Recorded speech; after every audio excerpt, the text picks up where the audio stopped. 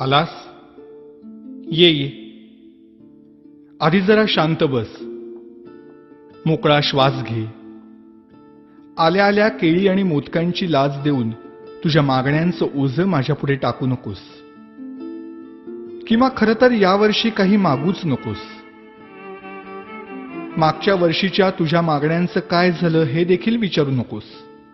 कारण कितीही मागण्या पूर्ण केल्या तरी तुमच्या अपेक्षा वाढतच जातात. आता यापेक्षा मोठं पोट नाही झेपायचं मला.